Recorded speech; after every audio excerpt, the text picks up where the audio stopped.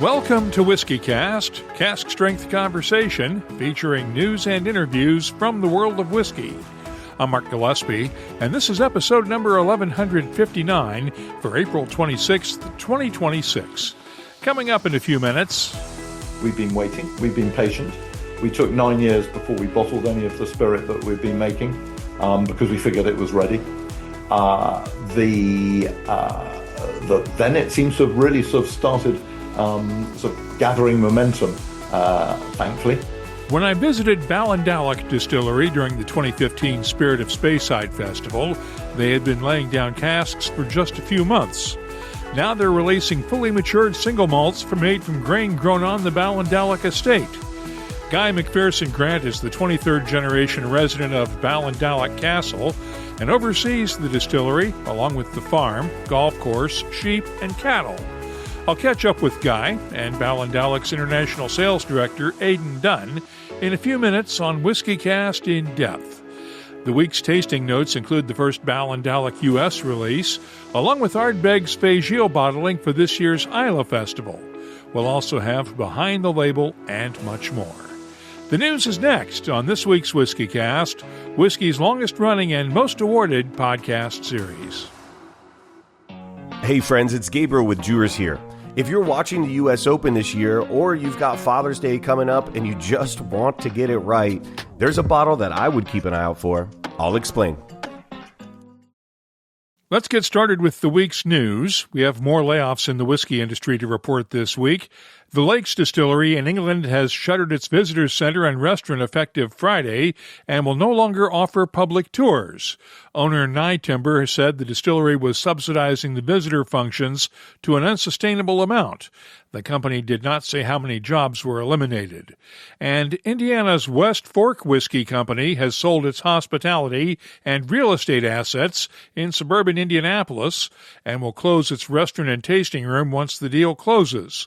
West Fork plans to continue producing sourced whiskeys. Once again, no word on how many employees will be affected. Meanwhile, the American Craft Spirits Association laid off 3 employees Friday in a cost-cutting move. CEO Margie Lehrman told me in an email this weekend that the association is restructuring to balance its resources with member needs. Details on that restructuring will come in the next few weeks. In other news, there's still no decision on a merger of equals between Brown-Forman and Pernod Ricard. News reports this week indicate that some Brown family members prefer a tie-up with Pernod Ricard to a $15 billion cash offer from Sazerac, largely because the family would retain some control in that merger of equals with Pernod Ricard. Want to know how much tariffs are impacting the price of imported Scotch whiskey in the U.S.? You may not want to know the answer to this one, but a new analysis by the Wine and Spirits Wholesalers of America shows a $1.92 tariff on a 750 ml bottle of Scotch at the port can snowball into a $12 price increase at the bar once margins and taxes are applied. That adds up to about $1 a drink. Watch your P's and Q's in North Carolina. Liquor control agents in Charlotte arrested 5 people for illegal liquor sales on the secondary market. Undercover officers purchased whiskey from unlicensed sellers, including an $8,500 buy of Pappy Van Winkle bourbon. The sting was called Operation High Octane. In a separate case, 4 lobbyists have been indicted by a North Carolina grand jury for allegedly providing illegal gifts to lawmakers, specifically a bourbon trail trip to Kentucky with tastings and barrel picks paid for in part by Sazerac and Churchill Downs. At least one legislator has resigned after the trip. The lobbyists are proclaiming their innocence. Nikka is bringing back an age statement version of its Miyagikyo single malt for the first time since 2016. The Miyagikyo 10-year-old will carry a recommended retail price of £149 in the UK and other international markets. No word yet on when it will be available in the US. Other new releases to mention this week.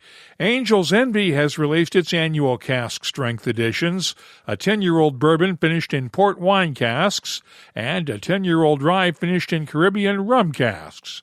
The bourbon is priced at $249 a bottle, and the rye will carry a $269 price tag. I have samples of both, and will have my tasting notes for them soon at WhiskyCast.com. Maker's Mark is releasing this year's edition of Star Hill Farm Wheat Whiskey. This year's release is a blend of two mash bills, one 100% malted wheat, the second 70% wheat and 30% malted barley, aged for 7 to 8 years. The whiskey has been certified by the Estate Whiskey Alliance and will be priced at $100 a bottle. Four Roses is rolling out its first release under Gallo ownership, the second batch of its single barrel collection. This year's release includes whiskeys with the OESQ, OESF, and Rye Forward OBSK recipes. Each recipe has its own unique characteristics, and the whiskeys are 7 to 9 years old. They'll sell for $49.99 per bottle. Jack Daniel's has released 5 rye whiskeys under the special release small batch label.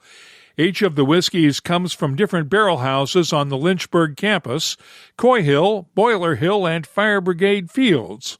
They're all hazmat whiskeys with bottling strengths between 71.35% ABV all the way up to 73.05% ABV.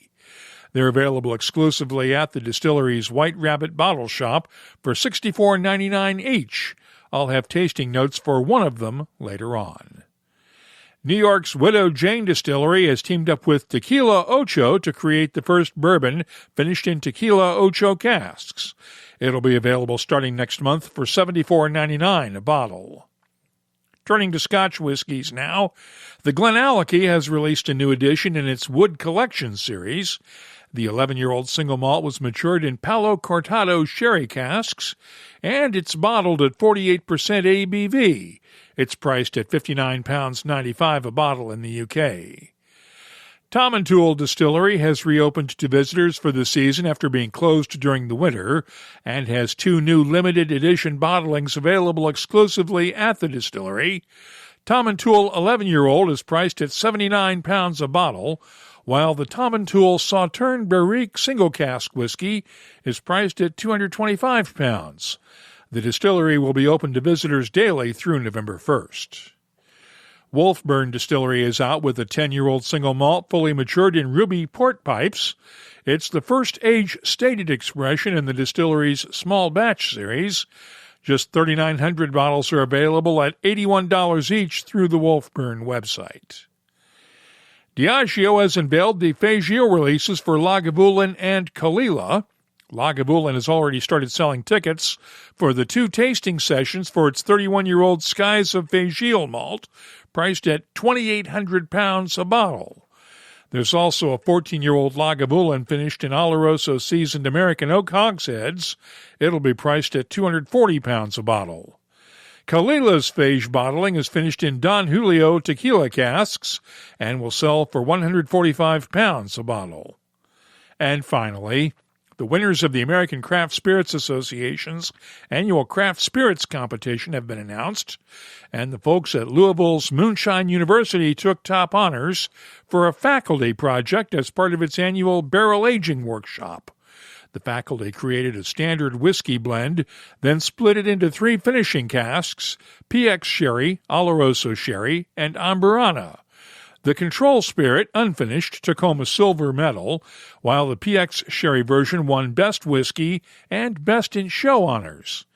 You can find out more about Moonshine University in our March 22nd episode from last month. It's in the archives at WhiskyCast.com. That's also where you can keep up on the latest whiskey news all week long.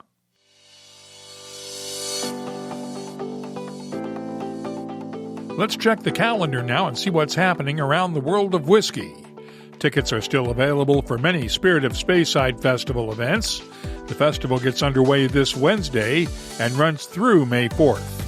Tickets are also available for the Whiskey Exchange's 21st Century Whiskey Barrel Top Tasting Thursday night at the London Bridge Shop, along with the Adelphi Rarities Tasting on May 7th at the Great Portland Street Shop in London. Clackmannonshire's Whiskey Festival takes place on May 9th in Clackmannanshire, Scotland. The Spirit of Toronto Festival is that same night at Roy Thompson Hall in Toronto. Malt Stock Down Under, an Aussie version of Malt Stock, is the weekend of May 15th through the 17th at the Ratho Farm in Boswell, Tasmania. And finally, the Somerton Whisky Festival is May 16th in St. Albans, England. If you're organizing a whiskey event, let us know about it. We'll add it to the calendars at WhiskyCast.com and in the WhiskyCast community app. Every year, we've been releasing a Dewar's 19-Year-Old Champions Edition alongside the U.S. Open, a limited-release whiskey that's directly tied to the tournament. Now, 19 years is not a number you see every day on a bottle of whiskey, but in golf it kind of makes sense.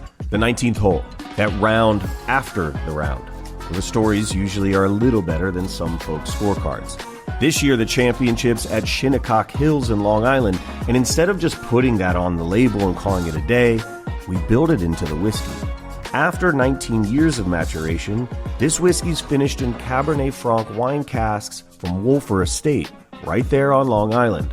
So there's a real connection to the place, not just in name, but in the liquid itself.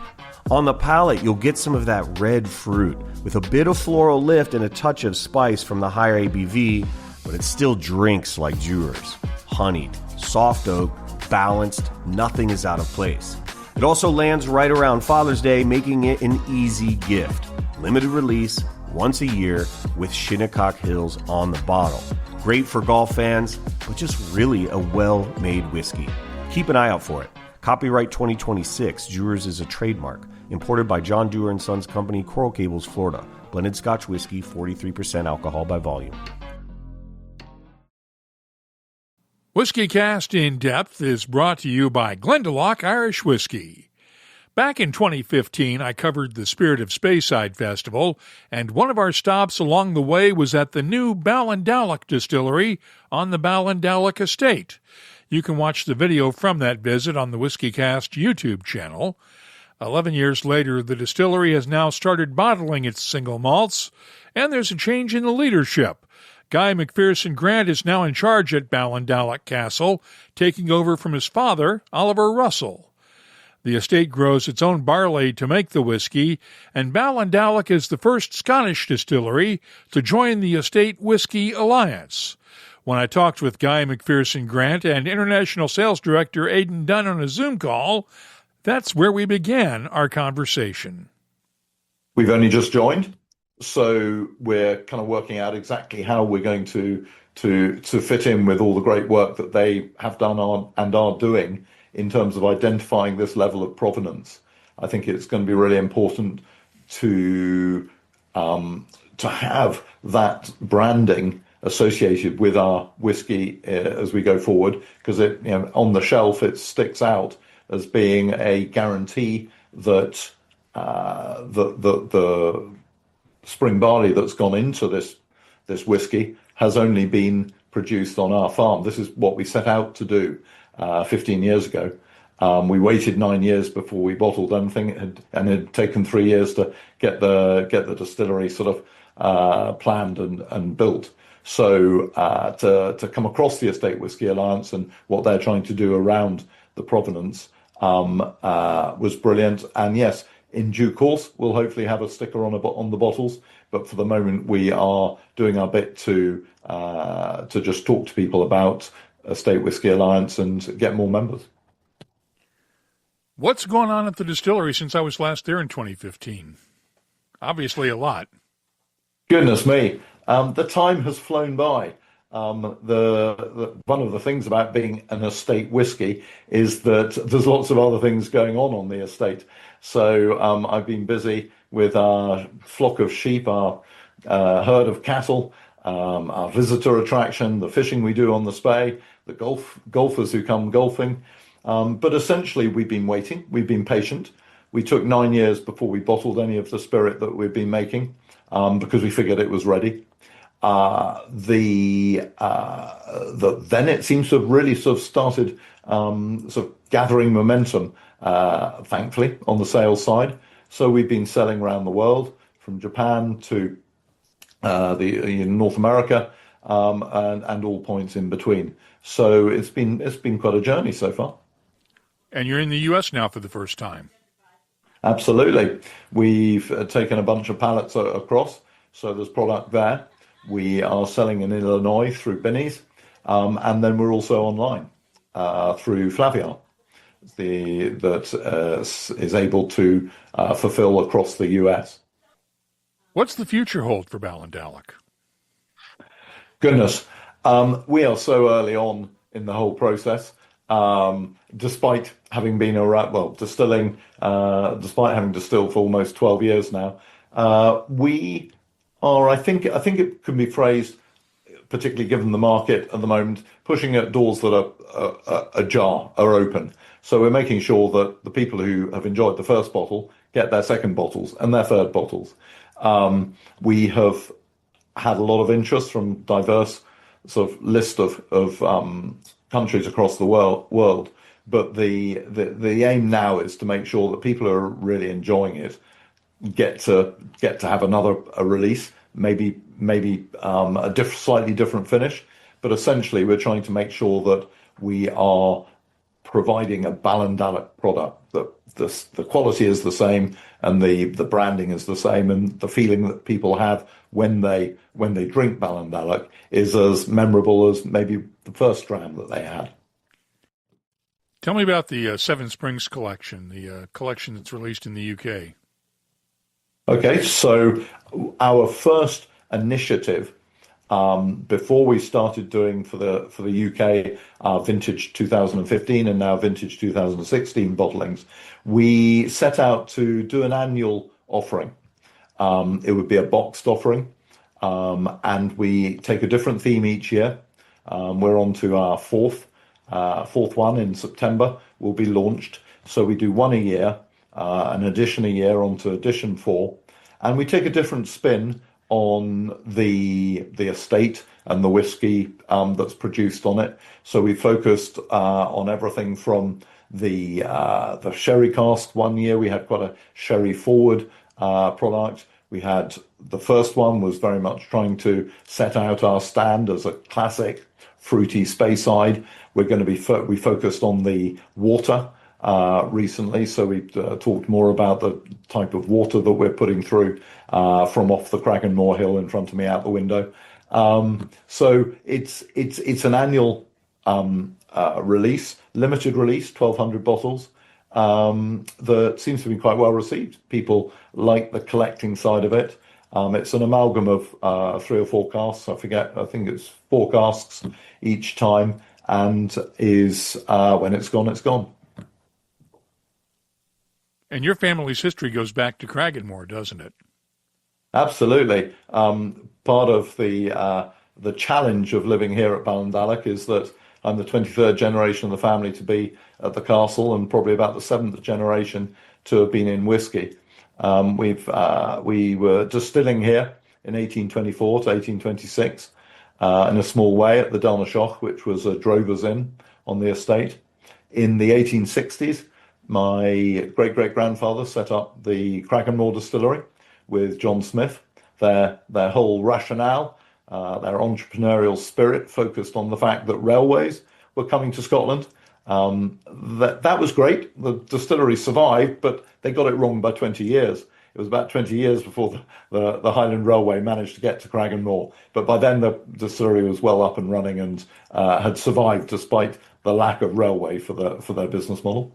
Then in 1895, my great-grandfather and his brother set up this original Speyside distillery in a huge factory, almost from the look of the photograph that I have, in Kingussie, and started producing whiskey. And by 2010, it was all sold, stocked and sold. So 1910. Did I say? Apologies, 1910. It had all disappeared. And so quite what happened, I can't remember. Sorry, I can't remember. I don't know. And that's my retirement project, is to do some research into it. And then, of course, yes, we came across the sort of the concept again. We'd always been thinking about the whiskey industry, living on Speyside as we do.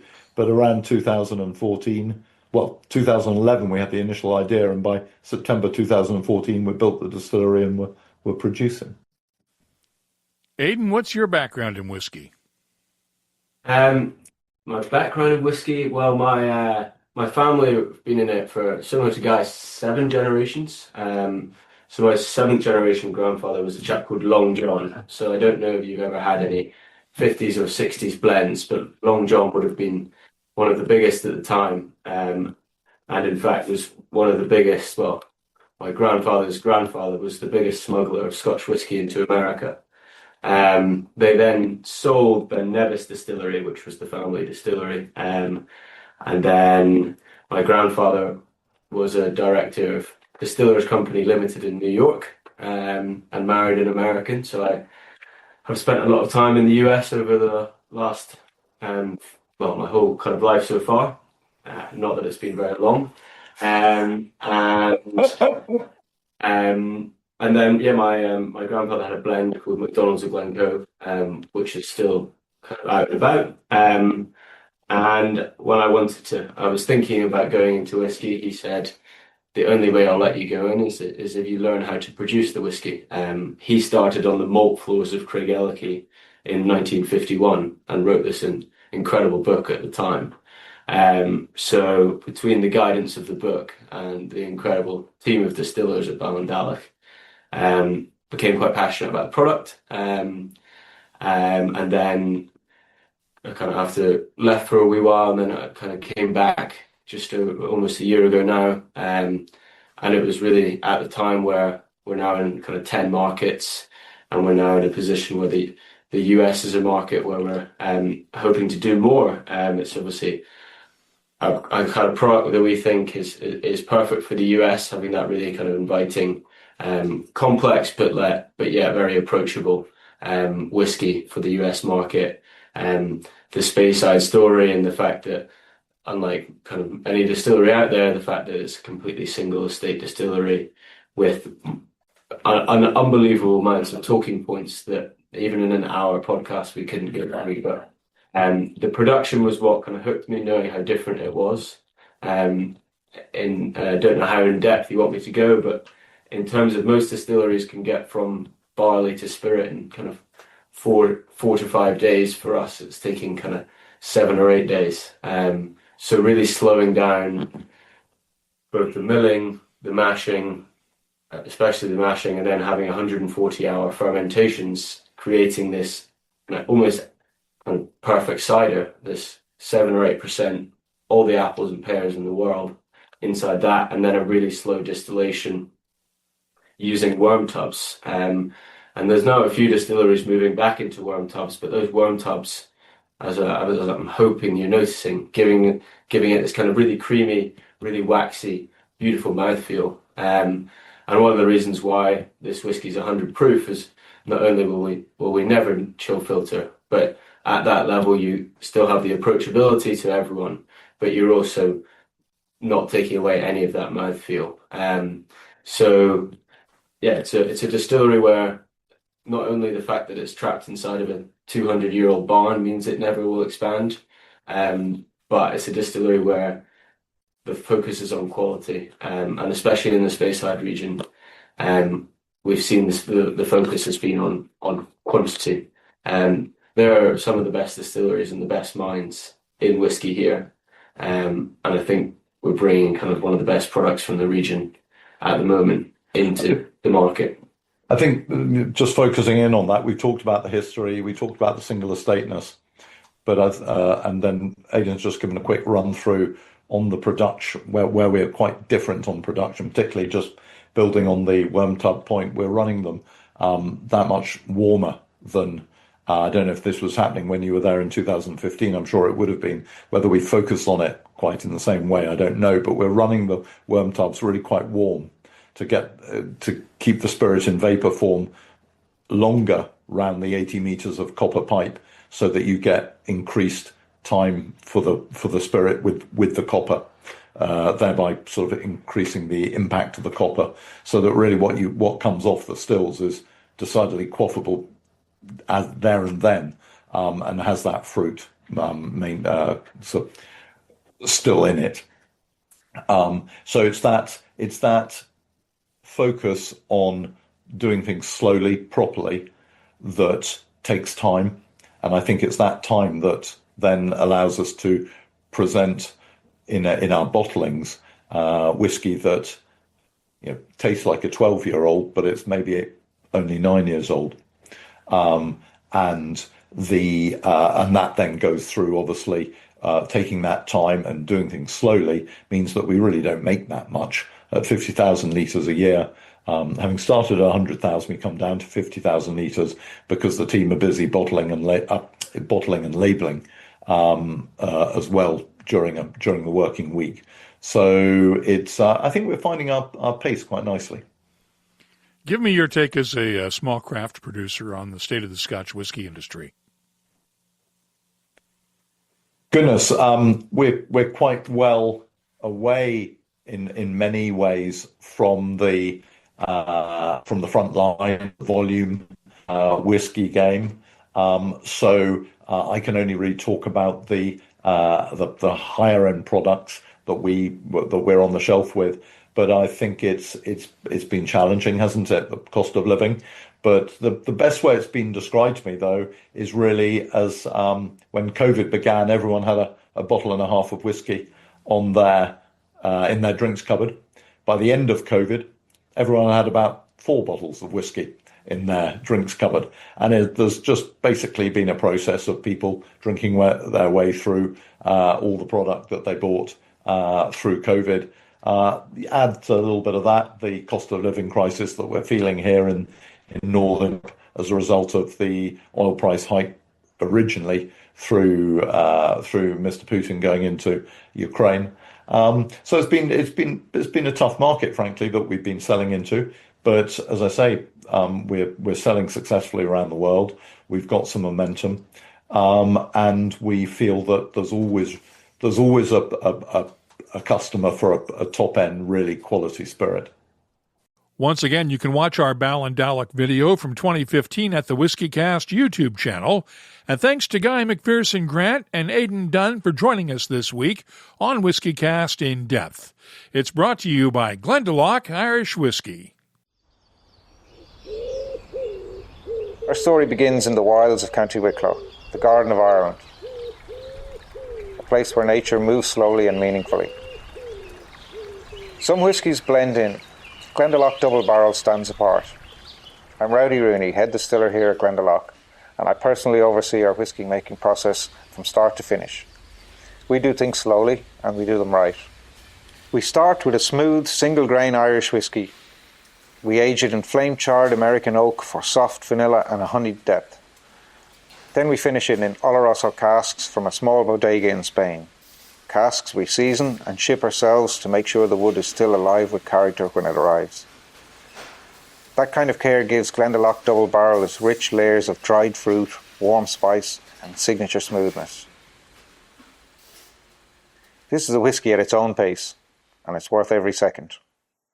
This is Glendalough Double Barrel, crafted to stand apart. This week's tasting notes are brought to you by Lost Lantern Whiskey, and let's begin with the Ballindalloch Family Heritage Selection bottled for the U.S. market at 50% ABV. The nose is malty and biscuity with a touch of tree fruits. The taste is fruity with notes of apples, peaches, and pear candies, balanced by subtle spices and a touch of oak. Very nice and well balanced. The finish is long and fruity with a hint of spice. And I'm scoring the Ballindalloch Family Heritage Selection a 93. Iowa's Cedar Ridge Distillery will be releasing Peat and Sherry Married 2nd anniversary this week. It's a follow-up to the first anniversary release in 2023 that won Best American Single Malt at the World Whiskies Awards. The second anniversary release blends single malt matured in PX and Oloroso sherry hogsheads with peated malt finished in Amontillado sherry butts. It's bottled at 57.05% ABV. The nose has touches of figs, butterscotch, molasses, and a subtle hint of peat smoke. The taste is very complex with notes of dried fruits, raisins, a slow onset of baking spices, figs, dates, and a subtle touch of peaty character. Adding water brings out a nice touch of milk chocolate. The finish, long and effervescent with a touch of dried fruits. I'm scoring the second anniversary release of Peat and Sherry Married from Cedar Ridge Distillery, a 94. I mentioned the Jack Daniel's special release small batch rye whiskies during the news. I received a sample of Boiler Hill Batch No. 2. Again, it's a distillery exclusive bottled at 71.35% ABV. The nose has notes of baking spices, a hint of dill, cherries, butterscotch candies, sweet oak, honey, and caramel. The taste is very dry, astringent, and spicy, with clove, cinnamon, and allspice notes, complemented by cherries, honey, and caramel notes in the background. Adding water opens up notes of chocolate and butterscotch, while tempering the spices just a bit. The finish, long, dry, and spicy. I'm scoring the Jack Daniel's special release small batch rye from Boiler Hill Batch No. 2, a 92. Finally, let's look at the Ardbeg Dolce, this year's Ardbeg Day release. It's finished in Sicilian Marsala casks and bottled at 47.8% ABV. The nose has sweet peat smoke with honey, green grapes, and hints of citrus and heather. The taste is thick, oily, peppery, and pungent, with peat, white pepper, chocolate, and hints of citrus fruits. The finish is long with sweet smoke and just a hint of oak. I'm scoring the Ardbeg Dolce a 93. This week's tasting notes are brought to you by Lost Lantern Whiskey. Lost Lantern is changing how people discover American whiskey. Lost Lantern is not a distillery. They hit the road and hand-select special barrels from some of the brightest craft distilleries in the United States. Each release is limited, often a single cask or a blend they create in-house. The label tells you exactly where it comes from and who made it, so you know the story behind what's in your glass. Lost Lantern, shining a light on the independent spirit. Let's open up the WhiskyCast community app now and see what people are talking about this week. Peter Sprunger posted this in the app. A few months ago, I won a charity auction for a tasting for six provided by Bill Thomas, the owner of Jack Rose Dining Saloon in Washington. Last night was the night, and it was better than I could have imagined. Not only were the drams out of this world, but he and his Scotch guru gave us a couple of hours of their time discussing the drams and all things whiskey. If you see a charity auction for a tasting with Mr. Thomas, bid it up. Good advice indeed. Glad you had a great time, Peter. Jeff6191 in Indiana shared the news of West Fork Whiskey Company's closing its tasting room with this comment: sad news from a local distillery. Unfortunately, the next chapter will probably be 11. Not sure how they will be able to compete against the big brands. I hate to say it, but I think you're probably right, Jeff. And after we posted the news about the Lakes Distillery closing its visitor center and restaurant with subsequent layoffs, we had several comments. One from Trevor P. It's interesting because I thought the trend in the industry was the experience, not just the whiskey drinking. And Bill Ricker posted from Boston, in good times, a subsidy to the visitors center is a reasonable marketing expense. In bad times, it's probably not the line item that marketing will defend as first preservation priority as the budget belt tightens. Finally, Triple H posted a simple eulogy. Sad, it was a beautiful location. We'd love to hear from you. Download the free WhiskyCast community app from your app store and join the conversation. You can also find us on social media. Look for WhiskyCast on X, Blue Sky, Threads, Instagram, and Facebook. Our email address is comments@whiskycast.com. Let's close out the show now with Behind the Label, our look at the history, science, and people who make whiskey unique.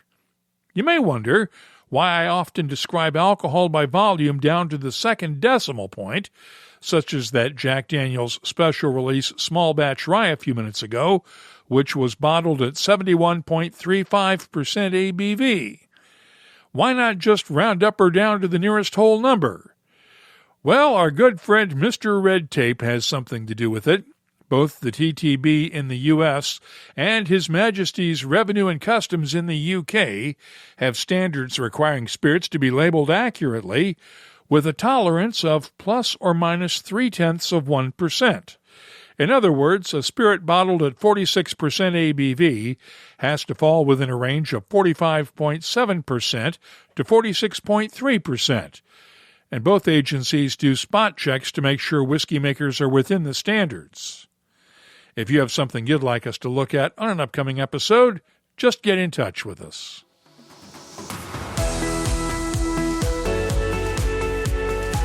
That's all for this episode of WhiskyCast.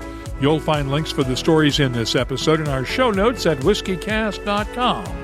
That's also where you'll find the latest whiskey news, my tasting notes, the calendar of events, the whiskey photo of the week, and, of course, a complete archive of our past episodes going all the way back to 2005. We'd love to hear from you. Look for WhiskyCast on Blue Sky, X, Instagram, Threads, and Facebook. Our email address is comments@whiskycast.com. Our latest release of Dewar's 19-year-old Champions Edition, finished in Cabernet Franc wine casks, made for the 19th hole, and one worth having around when you get there. Keep an eye out for it. Cheers, friends. WhiskyCast is a production of Cask Strength Media, copyright 2026, and comes to you each week from the charming, yet regrettably dry town of Haddonfield, New Jersey. I'm Mark Gillespie, reminding you that when you drink, please drink responsibly. Thanks for listening.